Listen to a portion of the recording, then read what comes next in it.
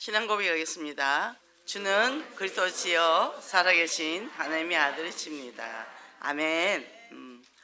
자, 옆사 인사 좀 하겠습니다. 부활신앙을 가집시다. 옆 사람 인사 한 번 더 할게요. 당신은 오늘 정말 행복하게 보입니다. 네, 행복하십니까? 왜 부부가 옆에 앉으셔서 말도 잘 안 하고 그래요? 얼마나 축복됐는데 참말로. 제가 요즘은 청소년기를 이렇게 제가 많이 만나요. 이제 이렇게 이제 좀 지난주에 좀 우울했다 할까? 왜 우울할까 그랬더니 우리 작은 아들이 옆에 없는 거예요. 그런데 70대 노인이 옆에 있는 거예요. 정말 짜증나더라고. 그래서 새벽에 목욕을 갔는데 차를 안 타고 가서 싫어! 나 버스 타고 갈까? 그럼 버스 타고 갔어요. 자, 우리가 무엇에 우리가 행복을 누리랍니까? 그죠? 지난주에 우리가 그 성령시대 개막이라 그랬는데 오순절에 임하는 성령이 임했는데 선교 작품을 만들었잖아요. 우리 목사님 지난주에 어디 가셨습니까? 독일 가셨잖아요. 대단하셔요. 보고타 갔다 오시고 미국 갔다 오시고 일본 갔다 오시고 또 독일 가시고 그것도 본부에. 아이고 정말 대단하셔요. 그러니까요 너무 감사한 거예요.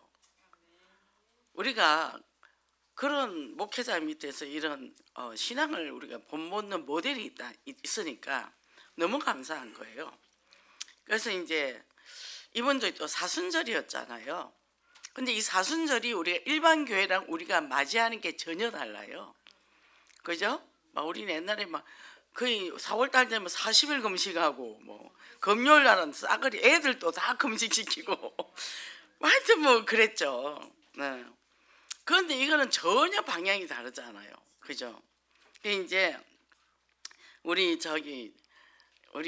손녀가 카톡이 뭐 하나 왔어요. 봤더니 십자가를 조그맣게 된 걸 만들어가 메고 가면서 보니까 얼굴이 울은 거예요.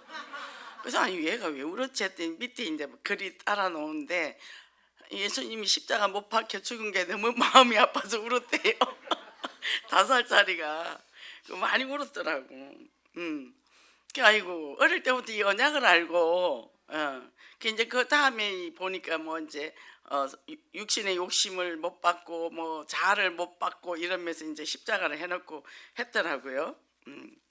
우리가 이 인생의 문제, 창세기 3장 문제를 해결하시니 그리스도 이거를 안다.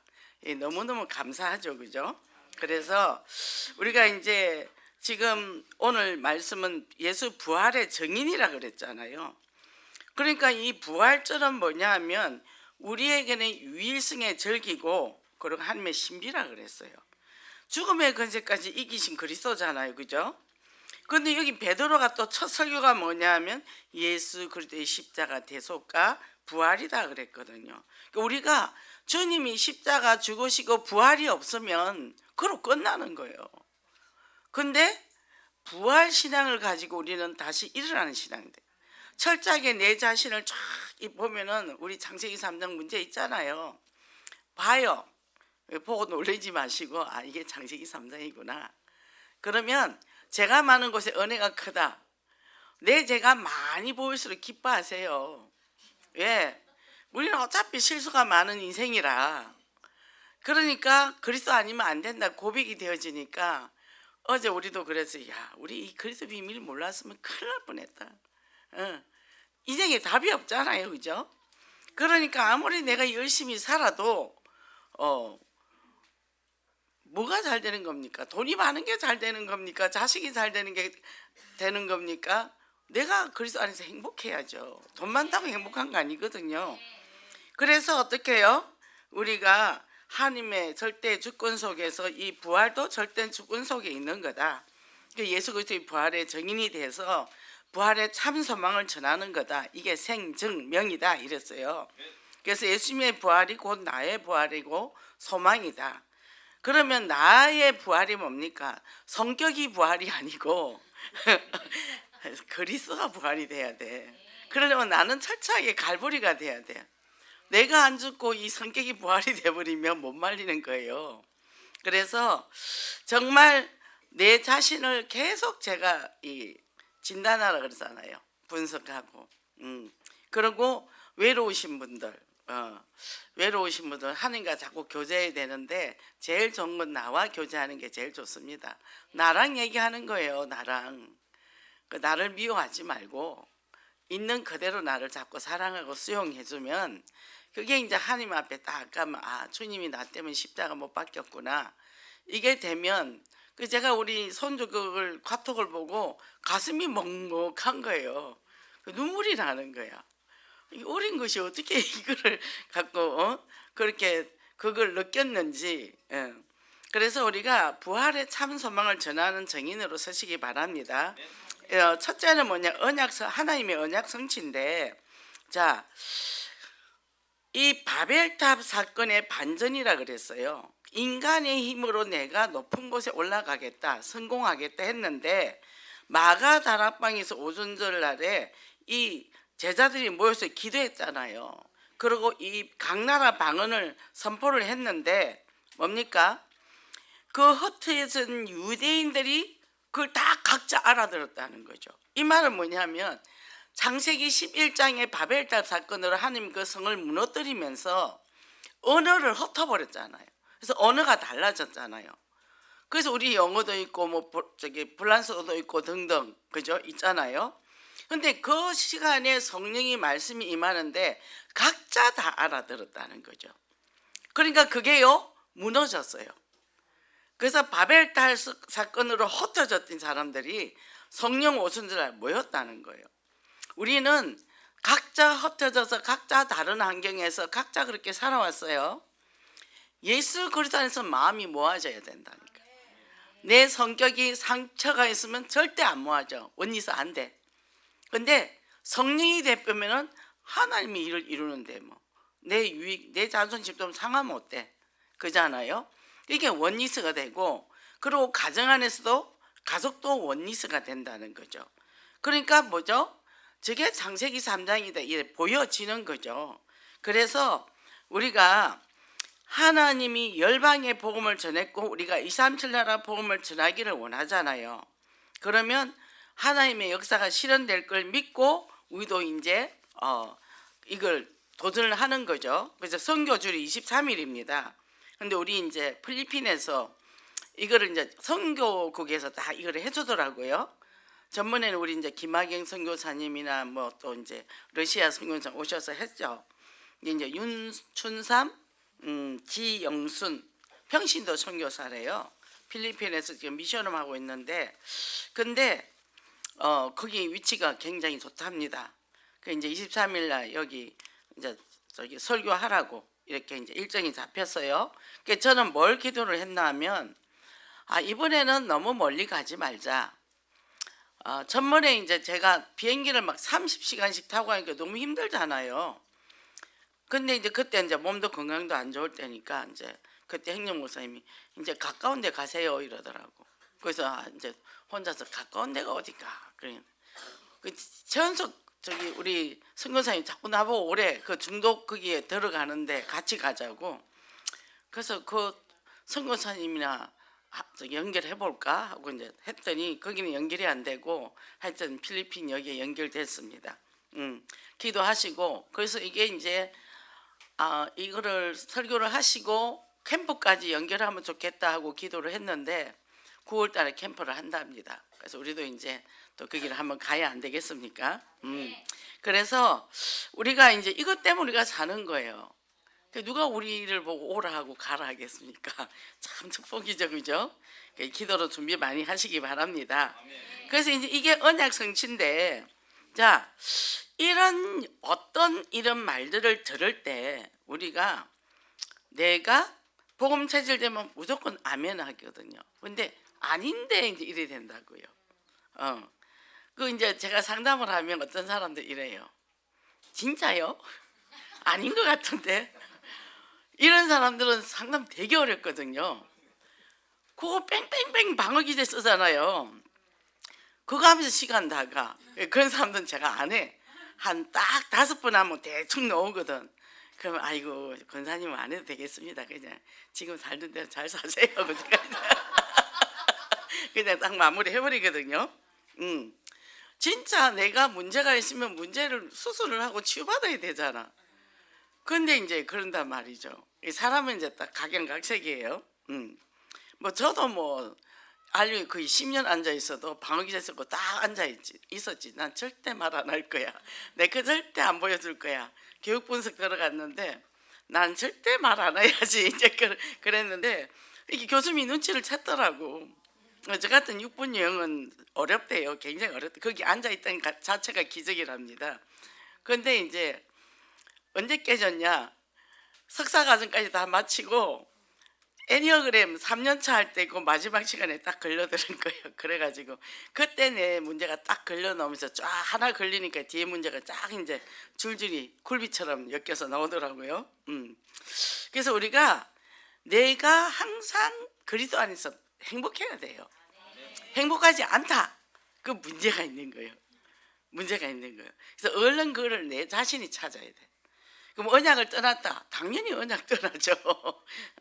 그래서 하나님은 언약을 성취하는데 사도행 2장에 보니까 성령에 취했다 그랬죠. 우리가 성령의 복음에 취해버리면 모든 게 뛰어넘는 거예요. 그래서 보면 여기에 이렇게 되어 있습니다. 자녀들은 예언할 것이요 너희 젊은이들은 환상을 보고 너희 늙은이 꿈을 꾸리라 그랬단 말이에요. 그러면 우리가 어떤 꿈을 꾸죠? 세계복음화 꿈. 그래서 CVDIP인데 저는 우리 아들 고등학교 다닐 때 내가 유학을 보내려고 유학 세미나를 얼마나 많이 다녔는지 몰라. 가이도 엄청 비싼데 시키고 막. 근데 미국 못 갔어요. 하나님 막아버렸어. 그 워싱턴 가야 되는데 비자를 다 미리 다 티켓팅 다 해놨어. 분명히 대사관에서 비자를 보냈는데 공중분해 돼버린 거예요. 하나님이 허락지 않으면 못 갑니다. 그러니까 정말 우리가 하루하루 하나님의 은혜로 사는 거예요. 그래서 주님과 24시 소통을 하니까 뭐죠? 예수 그리스도가 성육신하시고 십자가 못 박히시고 부활하시고 성천하셨기 때문에 이제는 우리에게 어떤 사역을 줬다고요? 237 나라. 237 나라 나온 말이 아니라니까. 처음에 이제 메시지가 스타트만 3인 1조 4천만 대 또 237 나라 치유 서밋 이게 감이 안 잡히잖아요. 그냥 기도만 계속해서 기도만 뭔지는 모르지만 그랬더니 어느 날 이게 이제 하나씩 둘씩 현장에서 보이기 시작을 하고 뭐 62가지 기도 언약은 이게 또 뭐 62가지고 20가지가 나오고 또 21가지가 나오고 또 뭐 9가지가 있고 뭐 좌우 분별해라 하고 아이고 우리 유 목사님 어쩌다가 이렇게 많이 만들어내셔 그랬는데 그게 점점 들어가니까 너무 쉬운 거예요. 인생이 쉬운 거예요. 그래서 우리가 이제 앞으로 선교 출정식이 이제 있잖아요. 이제 다음 주는 우리 중직자 이제 임직식이 있고 그죠? 그러면 우리 교회는 참 스펙타클하게 돌아갑니다. 이 없는 돌릴 시간이 없다니까. 그 딴 생각할 시간도 없다니까. 계속 이 흐름만 타면 돼요. 그리고 또 우리 21일 날은 우리 이제 또 거기 저기 복지공단에 들어갑니다. 복지공단에 이제 들어가 또 하나님이 어떻게 일할지 모르니까. 그래서 우리는 우리 이 모습은 너무 연약하고 부족하지만 두 번째 뭐죠? 다윗의 부활 신앙이라. 다윗은 이미 예수 그리스도의 부활 신앙을 갖고 있었다는 거죠. 그죠? 그래서 예수님이 죽으셨다가 잠깐 죽었다 그랬죠. 지옥의 바닥까지 내려갔다가 이기시고 부활하셨다는 죽음의 권세도 그죠? 그러니까 이 십자가 대속이라는 곳에서 내 모든 죄가 내 모든 문제가 해결돼 버린 거죠. 그 문제가 해결됐다는 게 뭡니까? 예수 그 이름의 권능을 붙잡고 기도할 때 그때부터 우리는 모든 걸 기도로 바꾸면 됩니다. 그래서 부활 신앙을 가진 사람의 삶은 뭡니까? 날마다 뭐예요? 내가 변화되는 거예요. 그죠? 내가 아닌 내가 된다는 거죠. 과거에는 우리 보통 사람들 말하면요, 딱 걱정부터 해요. 기도를 해주면 되는데 걱정부터 해. 그래갖고 괜히 여기저기 말해가 문제를 크게 만들어. 그러니까 이거를 죽여야 되는데 우리 천령역정의 책을 보면 먼지가 나는데 빗자루로 막 썰더라고. 그게 먼지가 더 퍼지는 거예요. 한 사람이 와서 물을 뿌리더라고. 우리가 물을 뿌려야지, 기도의 물을. 그죠? 그러니까 저희 어머니는 이 문제를 많이 확대해서 그래요. 연극성도 좀 뛰어나고 자기 애성이 강하다 보니까. 그럼 이제 저한테 전화가 옵니다. 그럼 이제 들으면 막 문제가 엄청 큰 거예요. 예, 나 지금요 학교 가야 되니까 나중에 학교 갔다 와서 전화할게요. 일단 끊어. 왜냐면 그때 말려 들어가면 같이 완전히 떡이 되거든. 그래 놓고는 이제 제가 제일 컨디션 좋은 날을 기다려. 그리고 이제 일단 여동생한테 전화를 해봐. 야, 무슨 일이 있냐? 그럼 뭐 얘기해요. 그래, 알았어. 여동생하고는 이제 해결한다고 난리겠죠. 한 3일 지나서 이제 제가 굉장히 컨디션 좋고 내 시간에 최고 좋은 시간에 이제 전화를 해요. 평안한 시간에. 그럼 이제 얘기를 쭉 해요. 이제 막 하다가 이제 힘이 좀 빠졌어. 자기들끼리 난리를 치고 해결하려 하다가 그럼 얘기를 딱 듣고 엄마 그때는 요렇게 해보고 요렇게 하세요. 이제 그런단 말이죠. 그럼 해결이 돼. 야, 니는 하나님 믿는 사람인가? 네 말을 들으면 참 일이 해결이 잘 된다. 시끄럽고 먼지 날 때는 개입을 하지 말라 얘기입니다. 냅두면 돼요. 내가 들어가서 하면은 같이 뒤집어 써요. 그러니까 우리가 뭐 성령이 임할 때까지 기다리라. 기도하면서 흑암이 꺾일 때까지 기다리는 거예요. 조금 멀리서 이렇게 보는 겁니다. 그래서 이 다윗은 뭐죠? 그렇게 10년 동안 사울 왕에게 고통당해 쫓겨 다니면서도 부활신앙의 기쁨이 있었기 때문에 그것을 이길 수 있다는 거죠. 그래서 우리가 24 정말 기도해야 돼요. 충만해야 돼요. 기도하면 문제 사건이 통과 끝입니다. 그래서 우리가 이렇게 되니까 어떻게 해요? 부활신앙의 기쁨을 체험하는 거죠. 그러면 이제 이렇게 되는데 안 되는 이유가 뭐냐는 얘기요. 너무 정답은 많이 떨어지고 목사님의 말씀은 너무 많이 떨어지는데 왜 안 된다는 거예요. 대상관계 병리가 있다는 거예요. 제가 이제 그저께 어떤 현장을 갔는데 거기서 중국 사람이에요. 48인가 그렇더라고. 되게 예뻐요. 똑똑하고. 근데 자기는 중국에서 되게 잘 살았대요. 엄마 아버지가 다 대학 나오고 공무원이래요. 중국은 공무원이면 죽을 때까지 보장이 된대요. 일을 안 해도 월급이 나온대요. 그 어찌 그러면 한국에 왔나고 했대. 한국이 훨씬 안 좋대. 왜 안 좋은지 여기는 안 벌면 못 먹고 산대. 하루도 쉬면 안 된대. 그 더 스트레스를 받는데. 왜 왔어? 했더니 그때는 무조건 한국에 가는 뭐 쉽게 오는 게 있어서 그냥 와봤대요. 그럼 남편은요? 남편은 이게 이제 무능한 거야. 깨부리고 틈만 나면 일 안 하려고 그러고 저녁마다 이 소주가 한 병에서 2병 먹는데요. 그래요. 우리 남편 아무래도 중독인 것 같아요. 그러더라고. 그렇죠. 그러면 내가 저 인간하고 못 산다고 이제 난리가 난 거예요. 다 들어줬죠. 아이고 그 똑똑한 양반이 어쩌다 그런 사람을 만나가 참 고생이 많소. 이제 이러면서 이제 얘기를 쫙 다 들어줬어. 그러고 나서 이제 근데 그 남자 버릴 거예요. 그랬더니 그럼 차라리 버리고 혼자 살지겠대. 그건 아니대 또. 그치 한국에 와서 둘이 살아야지 혼자 살면 너무 외롭고 밤에도 무섭고 어쨌든 데리고 살아야 안 되겠어. 그럼 고치가 살아야지 그렇게 계속 살면 안 되지 않소? 술을 먹으면 빨리 죽을 텐데 이제 그랬어요. 그러면서 이제 얘기를 좀 바꿔보자고. 좋은 점을 한 찾아보자고. 청소를 깨끗하게 잘한대. 요리도 잘한대. 아이고 그러면 이게 역할이 바뀌었네. 이제 그대는 남성성이 강하고 남편이 여성성이 좀 강한 것 같아. 우리 집하고 비슷하네요. 그러니까 반찬도 잘해요. 청소도 하니까 얼마나 이뻐. 그 이제 어쩌다가 한 번씩 일은 나가는데 이제 비만 오거나 조금 날면 핑계도가 안 나간대요. 그 뭐 자기 혼자 벌어도 먹고는 산대. 아유 그러면 뭐 걱정이 없겠네 이제. 그래 놓고 그 남자를 고치는 방법이 있어. 무조건 지금부터 칭찬을 해. 우리 남편은 부지런해요. 우리 남편은 일도 잘하고 돈도 잘 벌어와요. 우리 남편은 나한테 너무 친절해요. 아이 그거 어떻게 하냐? 그런 남편을 바라지 않나요? 했더니 바란대. 그래서 뭐냐, 믿음은 바라는 것이 실상이요 보이지 않는 게 증거다 그랬다. 없는 거 믿는 건 아무나 믿는다. 근데 보이지 않는 걸 믿는 거는 하나님 믿는 사람은 할 수 있다. 오늘부터 한번 그렇게 실천을 해봐라 그랬더니 실천해봐야 되겠대. 그래서 그걸 실천하는데 또 한 가지 이유가 있다. 남편이 그런 이유는 하나님을 못 만나서 그렇다. 원래 인간은 최고 축복을 받았는데 이 사단의 속임수에 속아서 완전 축복 다 뺏겨버리고 사주팔자 운명에 매여서 그렇게 처절하게 살 수밖에 없다.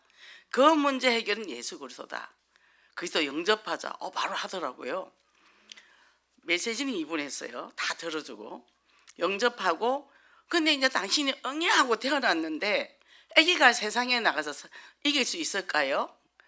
그러니까 교회 나가서 말씀을 들어야지 이러더라고. 아이고 똑똑하니까 급이 다르구만. 그래가 이제 영접을 하고 다음 주부터 교회 오세요. 와서 말씀을 잘 듣고 또 여기 와서 말씀도 듣고 같이 기도하고. 그리고 내 혼자 기도하면 힘들잖아. 두 사람이 있었거든요. 3인 1조 여기서 이제 기도를 본격적으로 해봅시다 그랬더니 그러면 좋겠대. 이제 그러고 저는 이제 또 딴 데 가야 되니까 왔습니다. 뭐죠? 예수 그리스도의 그 능력이면 안 된단 말이죠. 그리고 또 우리 사고를 바꾼다는 거는 우리 힘으로 어려워요. 그죠? 어렵습니다. 잡혀 있거든요. 10년, 20년, 30년, 40년, 50년, 60년까지 가면 불가능. 그래서 뭐냐, 이 병리를 고쳐야 될 거 아닙니까? 그래서 어떤 사람이 그러더래요. 예배 한번 딱 드려보더니 목사님 스타일 나하고 딱 맞대. 우리 전주 목사님. 근데 엄마는 여기서 예배 드리면서 도대체 왜 그러냐 이렇게 말씀 듣고 안 변한다고. 자기는 한 번이면 딱 알겠는데 우리가 잘 안 변하죠. 그죠? 그래서 내 개인이 내적 대상관계가 잘 돼야 되는데, 자, 이게 내게 폐쇄적인 게 들어가 있단 말이죠. 이게 무슨 말하면 딱 틀린 말을 해, 반대말을 해. 저 가서 물건 좀 사야 되는데, 거기 물건 안 좋아. 우리 이거 일해야 되지 않아? 그 일은 하면 안 돼. 들으면 하나도 되는 일이 없어.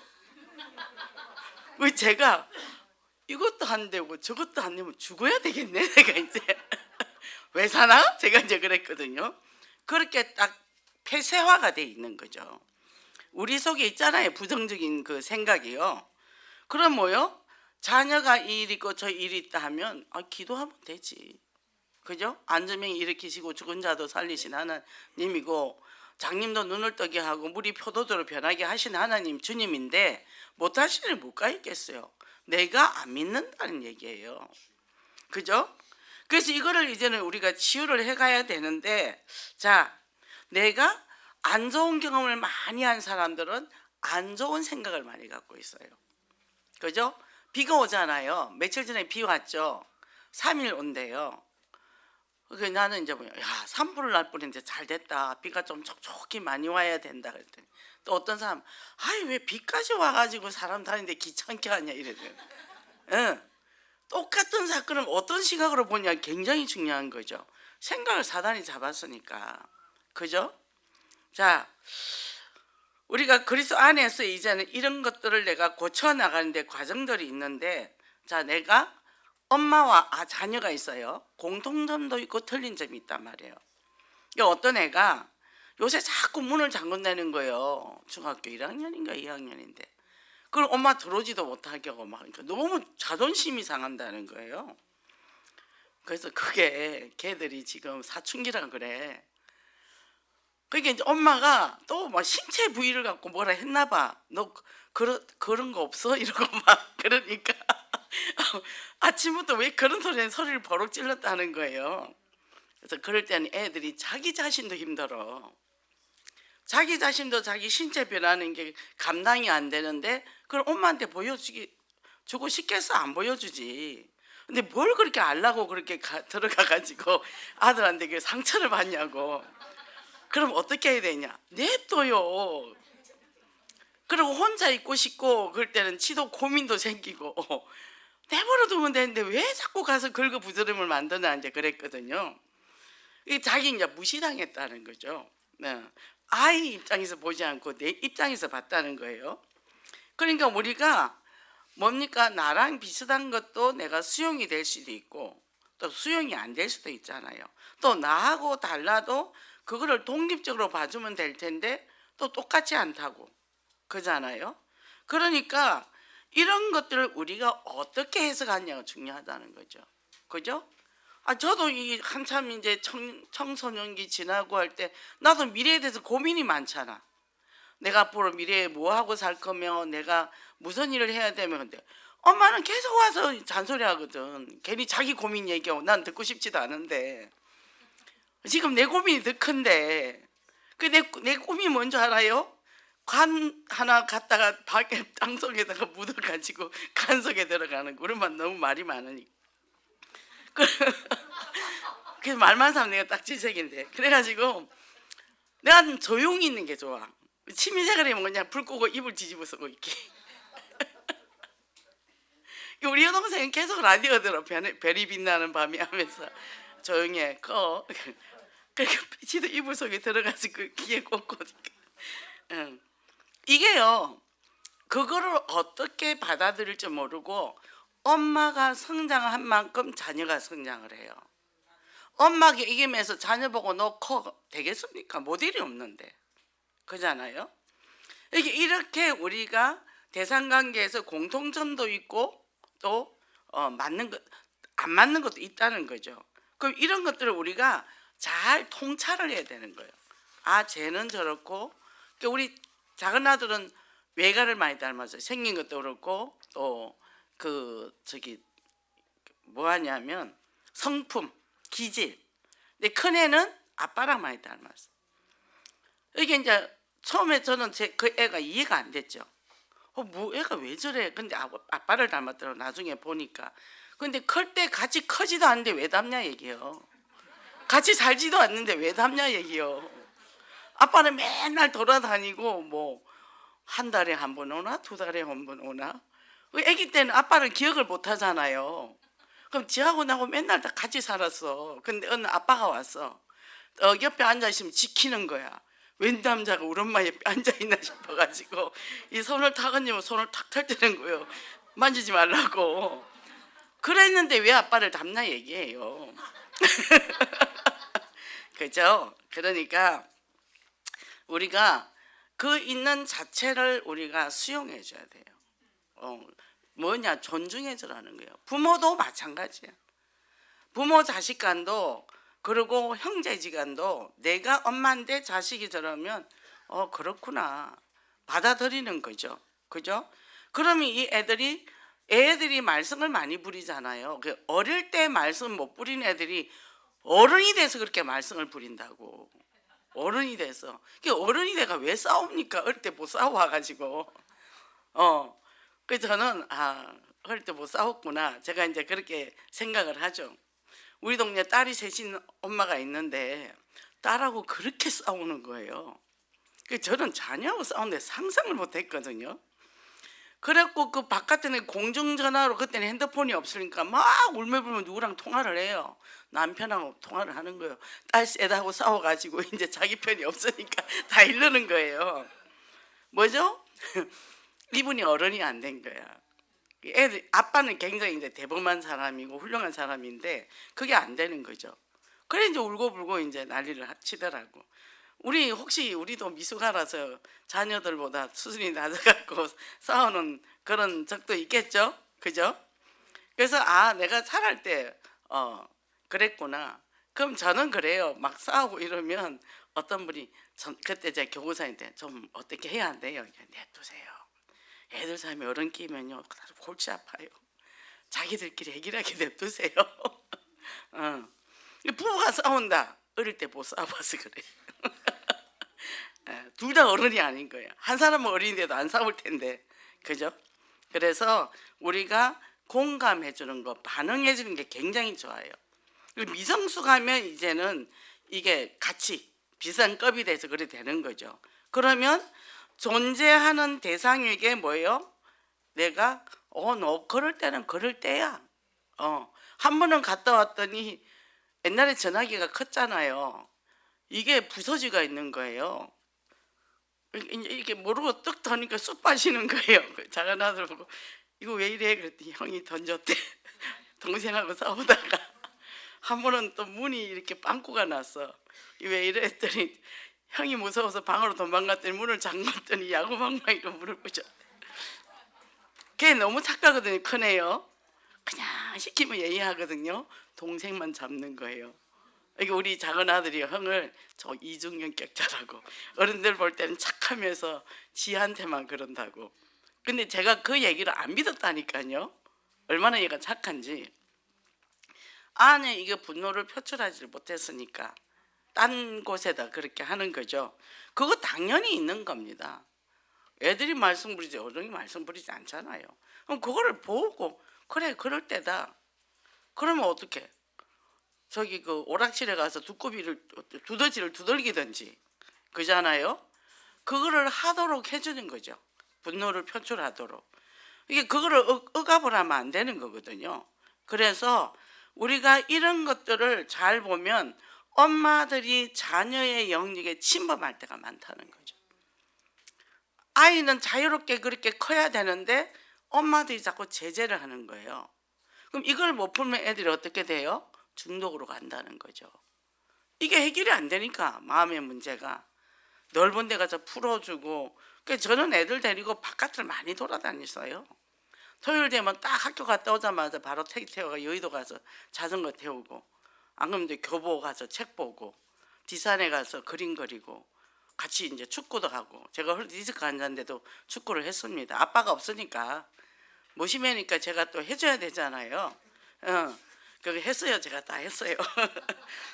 그러니까 뭐 모시매를 집에처럼 키울 수는 없으니까. 그래서 그런 부분들을 우리가 아이들 발달 단계에 대해서 우리가 잘 알고 도와주고 그런 걸 대화함으로 해서 얘들을 건강하게 성장하게 해주는 거죠. 그죠? 그러니까 이제 이런 것들을 우리가 어떻게 받으느냐 굉장히 중요하죠. 어떤 문제가 생겼을 때 어떻게 우리가 받아들이는 게 중요한 거죠. 제가 어릴 때 이제 친구들이 바닷가를 가는 거예요. 6학년 때. 가고 싶잖아요. 그래서 따라갔어요. 근데 혼자 안 가고 저보다 6살 어린 동생을 데리고 갔어. 근데 제가 그때 13살이면 얘가 한 6살, 7살 됐겠죠. 딸 셋 낳고 아들 낳아서 금이 오기에 키운 아들이거든. 그 아들 데리고 물가로 가시니 어떻게 되겠습니까? 동네가 뒤집어졌죠. 그래서 가서 이제 친구들하고 너무 재밌게 놀았어요. 그런데 밥을 안 갖고 갔잖아. 걔는 도시락을 싸왔더라고. 근데 동생만 얻어먹이고 신나고 놀고 난 차비도 안 갖고 갔거든. 그땐 차장 아가씨가 있으니까 이제 어떻게 꼬셔가지고 근데 공짜로 타고 타고 왔어요. 집에 오니까 동네가 뒤집어졌죠. 이제 엄마가 난리가 났죠. 엄마는 이제 작은 아들이 어떻게 됐을까봐. 그 이제 혼나서 기죽어 있는데 이제 아버지가 들어오라 이러더라고. 그러니까 아버지는 아무 소리 안 하셔도 그냥 눈물이 줄줄줄 나는 거죠. 가서 재밌더냐? 예, 재밌었어요. 말하고 가지 그랬니까 말하면 가지 마라 할 것 같아서. 그러고 끝났어요. 씻고 밥 먹으라 그러더라고. 다음날 아버지가 출근을 안 하시고 이모부 다 불러가지고 수박 사고 뭐 사고 잔뜩 사가지고 그 장소에 갔어요. 그 장소에 가서 우리를 그 물에서, 아버지는 물에서 우리를 딱 지키고 우리는 거기서 마음껏 놀았죠. 그 발바닥에 뭐 봤더니 요만한 고동, 까먹는 고동이 많더라. 한박에서 주워오고 발에도 떴고 또 홍합도 떴고. 이제 재미죠. 실컷 풀었잖아요. 다음엔 그 장소 다시 안 가겠죠. 뭐죠? 저를 범인으로 안 모는 거예요. 그렇게 해서 그 뒤로는 제가 거기에 대한 미련이 하나도 없었죠. 실컷 놀았고 실컷 먹고. 그죠? 그 다음에 한 번은 제가 그때 우울증이 좀 걸려가 한 21살 됐나? 비가 오더라고. 그래서 문을 딱 넣었는데 아, 누가 영화를 보러 가재요. 뭐 우산도 안 갖고 가고. 갔어요. 봤더니 자기 친척 외삼촌인가 극장이더라고, 사장이더라고요. 공짜로 영화를 보고 집에를 왔어요. 근데 이제 우리 집에서 15분 거리니까 엄마가 비 오니까 동생한테 우산을 갖다 주라는 거야. 언니는 없더라는 거지. 얘가 갈 데가 없는데 도대체 어디 갔냐. 근데 너무 걱정을 해고 온 동네를 다 뒤집은 거죠. 누구 집에 갔나 하고. 저희가 없으면 이제 이 동네가 문제가 생기는 거예요. 그래가 이제 영화를 보고 이제 집에를 왔단 말이죠. 난리가 난 거죠. 그런데 이제 뭐 영화를 뭘 봤냐? 뭐 지금 보니까 바람관계로 사라지다 그걸 봤더라고요. 그게 4시간짜리잖아요. 그럼 5시 반 퇴근해가 이제 6시 가가 보면 10시잖아. 10시 넘어서 집에 오면 난리 나니까 이제 그 안에 오니까 영화를 보다가 자르고 이제 집에를 갔죠. 그러니까 이제 우리 엄마는 막 집요하게 또 추궁을 하거든요. 그래갖고 이제 얼마 주고 봤냐 막 물어보고, 내가 얼마 주고 어떻게 알아? 돈을 안 냈는데. 하여튼 그래가 넘어갔는데 다음날 아버지가 나 빼놓고 온 가족을 데리고 그 영화관에 가는 거예요. 똑같이 영화를 본 거죠. 보고 와서 그 영화 스토리를 갖고 대화를 하는 거예요. 이게 우리 엄마 같은 경우는 그 여자 주인공에 대한 그 개인적인 견해를 가지고 그 여자를 아주 나쁜 여자를 만들더라고. 근데 우리 아버지는 그게 아니라 그 전쟁, 남북전쟁 시대에 그 여자는 타라, 땅을 중요성을 알고 그걸 지키기 위해서 그 사람이, 여자가 희생했다는 그걸 배경을 이제 크게 얘기를 해주고, 그러고는 넘어갔는데 저는 범인이 안 됐잖아요 이제. 그죠? 이게 저는 어제 갑자기 그 생각이 나면서, 야, 우리 아버지 대단했다. 예. 그러니까 이거를 사건화를 안 시키는 거예요. 어떤 실수를 했는데 그거를 실수로 넘기지 않고 오히려 더 동기로 바꿔서 그렇게 해서 범인을 안 만드는 거예요. 아, 우리 아버지가 참 그랬구나. 이게 우리가 애들이 실수도 하고 그렇게 해요. 근데 뭐죠? 우리가 그 애들을 어떻게 대할 거냐는 거예요. 부부도 마찬가지지만. 그래서 자녀가 속일지라도 그냥 덜어주는 거예요.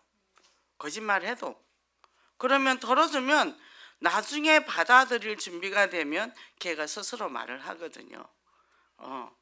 하죠. 그러면 이제 이거 누가 그랬지? 그러면 몰라 이런단 말이에요. 이거 나는 안 했는데 누가 했지? 고양이가 했겠지. 그럼 고양이가 냉장고 문도 여나? 내가 이제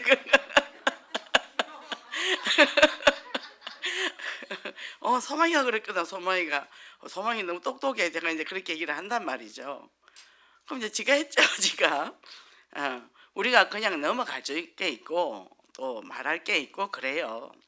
그러니까 지가 스스로 나중에 본인이 고백할 때까지, 그죠? 그래서 우리가, 하나님도 우리를 그렇게 기다려 주신다는 거예요.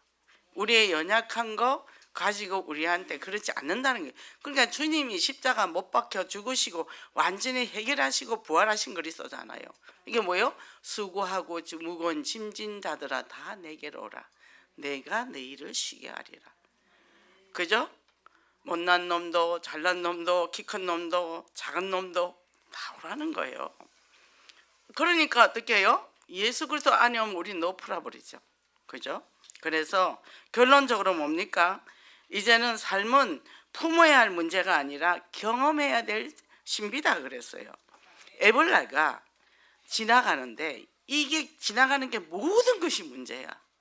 나무 걸린 것도 문제고 돌멩이도 문제고 냇가도 지나는 문제고 막대기도 문제고. 근데 얘가 번데기가 돼가 나비가 됐어. 문제가 안 되는 거예요. 날아가면서 저기는 강도 있네 구경하면서 지난단 말이죠. 우리가, 내가 이 애벌레가 되면 내 인생이 그래. 근데 내가 번데기가 되기 싫어하는 거야. 번데기가 돼야 내가 변하는데 번데기가 안 되고 계속 애벌레로 살라고 하니까 안 되니까. 그게 우리가 예수 그리스도 영접하고 예배드리고 말씀으로 내가 변해될 때 내가 나비가 되는 거거든요. 근데 그거를 못 견디는 거예요. 그리고 애벌레대가 일주일 좀 있다가 이제 얘들이 나오잖아요. 나올 때 얼마나 힘들어요. 빠져나올 때. 나서 날개를 말리고 난다 말이죠. 그럼 그걸 어떤 사람이 쉽게 놓으라고 이렇게 잘라줬어요. 나와서 못 날더래요. 그 안에서 힘을 길러서. 그러니까 내 스스로 나와야 돼. 그래서 어떤 문제와 사건이 있을 때 우리 하나님의 예배드리고 말씀과 기도로 치고 올라야지 이 사람 저 사람 찾아가봤자 답 안 되거든요. 그러니까 어떻게 해요? 나비의식을 가져라. 그리고 성령의 권능을 힘입어서 어떤 장애물이라도 넘어서고 그래서 부활의 정인돼서 승리하시기를 원합니다. 그래서 이제는 뭐요? 여기에 보면은 2장에 보니까 그 성도의 수가 3천이나 더하더라 있단 말이죠. 모여서 120명이 모여서 이 기도해서 성령의 불이 임했거든요. 그런데 3,000명이 된 거죠. 한 사람이 뭘 했겠어? 3인 1조 해가지고 계속 복음을 전파했겠죠. 제자가 3천이 일어났다는 거죠. 그럼 내가 3인 1조에 내가 3운동 스타트만 운동하는 거예요. 내가 성령 충만해서 내가 그리고 4천망대 바라보고 이 사람들이 서밋을 보니까 아유 내가 어떻게 외국을 가죠. 또 가서 현장에 보면 마음이 달라지고 생각이 달라지고 넓어진단 말이죠. 제가 칠레를 2번 갔다 오고 러시아를 세 번을 갔다 왔죠. 그리고 그다음 뭐 싱가포르나 이제 이런 저런 데는 이제 갔다 왔는데 그 러시아 대단하잖아요. 그 소련 되기 전에는 거기가 굉장히 선진국이었거든요. 공산화되면서 나라가 그렇게 된 거죠. 근데 지금 다시 경제가 살아나니까 전쟁 일으키고 저러잖아요. 근데 그 안에 박물관에 가보면 프랑스에 있는 그 루블 박물관이나 이태리에 있는 그거나 거의 급이 같아요. 이태리도 그 박물관 대단하잖아요. 근데 여기나 그 세계가 박물관이 대단하다는 얘기죠. 그 정도로. 그리고 그 지하철이 100년 전에 생긴 거예요. 러시아에. 그 정도로 발달했는데 공산화되면서 다 무너진 거거든요. 그건 되게 무서워요. 전철이. 뭐 전쟁터 같아. 이게 쫙쫙쫙쫙 소리가 나고 그냥 인정사정 없어. 그냥 닦여버려. 그럼 중간에서 여러 명 타다가 하나 남으면 못 가는 거예요. 그러니까 그렇게 거기는 모든 게 이 움직이는 게 조직적으로 움직이는 배려라는 게 없어. 배려라는 게. 우리 한국이 제일 좋습니다. 그래서 우리가 특히 이 나라에서 우리가 이 예수 그리스도를 통해 부활의 정인돼서 선교의 망대를 세우는 그런 축복의 역사가 있기를 원합니다. 기도하겠습니다. 하나님 감사합니다. 오늘도 저희들 이렇게 또 귀한 시간에 부활절에 예배를 드리게 하시니 감사합니다. 하나님께서 날마다 승리하게 하시고 또 승리의 능력으로 우리가 부활신앙으로 정말 우리가 철저하게 갈보리 신앙되고 부활신앙으로 나의 옛사람은 죽고 재창조의 축복으로 아버지 회복되기를 원합니다. 그래서 이전에 현장에 죽어가는 영혼들을 볼 때 그들을 살리는 나의 인생의 마지막 정말 생정명 이유가 되게 하시고 현장에 죽어가는 신음하는 그 영혼들을 볼 때 예수 그리스도의 심장 가지고 그들을 살릴 수 있는 그런 축복의 역사가 있게 하여 주셔서 날마다 내 개인과 가정과 가문과 현장의 변화의 쪽으로 서는 축복의 역사가 있게 하소서. 예수 그리스도 이름으로 기도했습니다. 아멘.